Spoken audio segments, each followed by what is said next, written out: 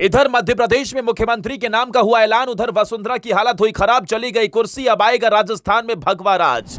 दिग्गज नेताओं को बाहर बिठाया, नई जनरेशन को आगे बढ़ाया, बंद कमरे में मोदी शाह की मुलाकात, 400 पार की खतरनाक स्क्रिप्ट हुई तैयार। मोदी ने खाई है कसम, पूरे देश की सियासत बदल कर ही लेंगे दम, राहुल के उड़ गए तोते, नीतीश लालू की भी खिसक गई जमीन। जब पूरे देश में हो रही थी चर्चा मध्य प्रदेश में अगले मुख्यमंत्री के नाम की, तभी मोदी ने बंद कमरे में शाह और नड्डा से की मुलाकात और 1 घंटे में उठा लिया ऐसा बड़ा कदम जिससे बड़े बड़े दिग्गजों की खिसक गई जमीन। 3 राज्यों में जीत के बाद मोदी ने चल दिया ऐसा ब्रह्मास्त्र, विपक्ष को लगा तगड़ा घाव, राहुल के उड़ गए तोते, तो ममता नीतीश की हालत भी हुई खराब। दिल्ली में बैठे बैठे मोदी ने कैसे 200 सीटों पर तो जीत फिक्स कर ली। बीजेपी ने इस बार ऐसा कौन सा चौंकाने वाला फैसला किया और अब वसुंधरा राजे को किस बात का डर सता रहा है, वो जानने से पहले समझ लीजिए मध्य प्रदेश में बीजेपी ने कौन सा बड़ा कदम उठाया जिससे बिहार में बैठे लालू यादव और यूपी में अखिलेश यादव की भी जमीन खिसक गई। दरअसल बीजेपी ने बड़ा फैसला लेते हुए मोहन यादव को नया मुख्यमंत्री मध्य प्रदेश का बना दिया। विधायक दल की बैठक में मोहन यादव सबसे पीछे बैठे हुए थे, उन्हें भी यकीन नहीं हुआ कि वो राज्य की सत्ता की बागडोर संभालेंगे। उनकी आंखों से आंसू छलक पड़े, शिवराज सिंह चौहान के पैर छूकर आशीर्वाद लिया, प्रधानमंत्री नरेंद्र मोदी का धन्यवाद किया।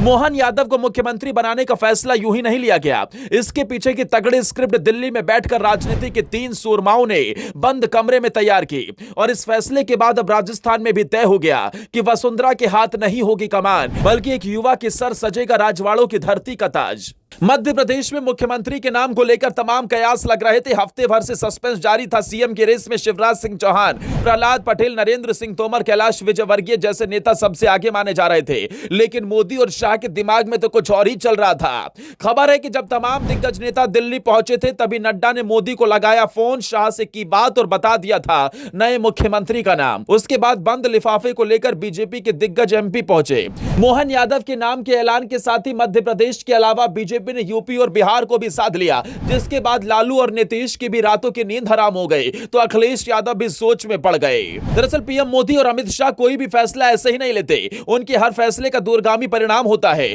मोहन यादव को मध्य प्रदेश के मुख्यमंत्री का चेहरा प्रोजेक्ट करने के पीछे एक बड़ा फैक्टर उनका ओबीसी वर्ग से आना है और दूसरा उनका यादव होना। यादव सरनेम होने का मोहन यादव को फायदा मिला।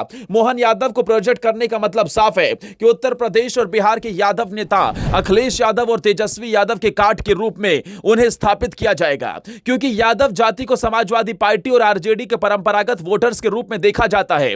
ऐसे में मोहन यादव के बहाने लालू यादव के बनाए गए तिलिस्म को तोड़ने की कोशिश भी है। बिहार यूपी में लोकसभा की 120 सीटें हैं। बिहार में यादव की आबादी 14% है, जबकि यूपी में भी 9 से 11% आबादी यादव की है। वहीं मध्य प्रदेश में भी यादवों की आबादी 12% है।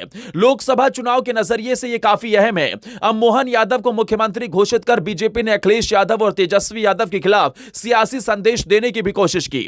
बीजेपी को उम्मीद है कि यादव मुख्यमंत्री प्रोजेक्ट करने से यूपी और बिहार में यादव वोटों को बीजेपी की तरफ शिफ्ट करने में कामयाबी मिलेगी और बीजेपी की इसी दांव से अखिलेश और लालू यादव की खिसक गई है जमीन। दूसरी तरफ वसुंधरा राजे को भी बहुत बड़ा झटका लगा है। जिस तरीके से मध्य प्रदेश में शिवराज सिंह चौहान के चेहरे के साथ जीत के बावजूद भी भारतीय जनता पार्टी ने मुख्यमंत्री बदल दिया, उससे यह तो तय है कि राजस्थान में भी प्रधानमंत्री नरेंद्र मोदी के चेहरे पर चुनाव लड़ने वाली बीजेपी वसुंधरा को साइडलाइन करने वाली है और अगले 24 घंटे वसुंधरा की सियासत के लिए बहुत अहम रहने वाले हैं। मध्य प्रदेश में मुख्यमंत्री के ऐलान के साथ ही वसुंधरा राजे की भी राजस्थान में हालत खराब हो गई और अब खबर है कि राजस्थान में भी एक युवा चेहरे को बीजेपी मौका दे सकती है। यह चेहरा बाबा बालकनाथ का भी हो सकता है और अगर महंत बाबा बालकनाथ को मुख्यमंत्री बनाया गया तो वहां से राजस्थान और हरियाणा दोनों को साधने का काम बीजेपी करेगी, तो दूसरी तरफ ओबीसी वोट बैंक पर भी तगड़ा प्रहार होगा।